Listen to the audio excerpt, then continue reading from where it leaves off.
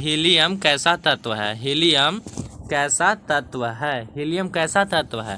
तो आप सभी जानते होंगे कि हीलियम एक प्रकार का अक्रिय तत्व है। अक्रिय या इसको निष्क्रिय भी बोला जाता है। क्या? अक्रिय या निष्क्रिय। याद हो जाएगा, हीलियम कैसा तत्व है? अक्रिय या निष्क्रिय। और आर्गन भी अक्रिय या निष्क्रिय ही तत्व है, याद रखिएगा। फिर है आगे क्वेश्चन कि जल में हाइड्रोजन तथा ऑक्सीजन के परमाणुओं की संख्या का अनुपात होता है। जल में हाइड्रोजन तथा ऑक्सीजन के परमाणु संख्या का अनुपात होता है। क्या होता है? तो आप याद रखिएगा H2O, यानी H 2 होता है और O 1 होता है, तो 2:1 हो जाएगा। 2:1 हो जाएगा। समझ में आया यह क्वेश्चन? फिर आगे क्वेश्चन है कि आवर्त सारणी में कितने आवर्त हैं? आगे है क्वेश्चन कि आवर्त सारणी में कितने आवर्त हैं? तो आवर्त सारणी में कुल 7 आवर्त हैं। कितने आवर्त हैं? 7 आवर्त हैं। ठीक है। फिर है कि सिलिकॉन क्या है? सिलिकॉन क्या है? तो सिलिकॉन एक प्रकार का उपधातु है। क्या है? उपधातु है। सिलिकॉन उपधातु है। और आप लोग कमेंट करके बताइएगा कि सिलिकॉन का संकेत क्या होता है। ठीक है।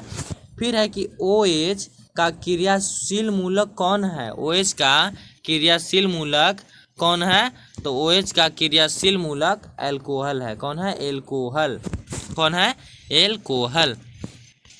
फिर है आगे क्वेश्चन कि प्रकृति में ऑक्सीजन का संतुलन कैसे होता है? प्रकृति में ऑक्सीजन का संतुलन कैसे होता है? तो प्रकाश संश्लेषण क्रिया द्वारा प्रकृति में ऑक्सीजन का संतुलन होता है। ठीक है। प्रकाश संश्लेषण क्रिया द्वारा प्रकृति में ऑक्सीजन का संतुलन बना रहता है। फिर है कि मानव हृदय में कितने कोष्ठक होते हैं? मानव हृदय में कितने कोष्ठ होते हैं? तो मानव हृदय में कुल 4 कोष्ठ होते हैं। कितने होते हैं? 4 होते हैं। समझ में आया होगा। और याद रखिएगा यह क्वेश्चन बहुत महत्वपूर्ण है। फिर है कि मानव हृदय का औसत प्रकुंचन दाब कितना है? मानव हृदय का औसत प्रकुंचन दाब कितना होता है? तो 120 mmHg। कितना? 120 mmHg होता है। फिर है कि पौधों में वाष्पोत्सर्जन किस भाग में होता है? पौधों में वाष्पोत्सर्जन किस भाग में होता है? तो पत्ता में होता है। किस भाग में? पत्ता में होता है। ठीक है। और है कि हाइड्रा में प्रजनन की कौन सी विधि पाई जाती है? हाइड्रा में प्रजनन की कौन सी विधि पाई जाती है? तो मुकुलन विधि पाई जाती है। कौन सी विधि?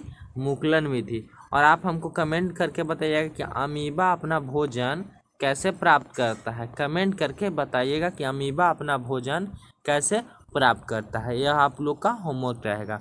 और अगर आपको इसका नोट्स लेना होगा तो आप हमारे व्हाट्सएप ग्रुप में जुड़ सकते हैं, जिसका लिंक डिस्क्रिप्शन में दिया हुआ है।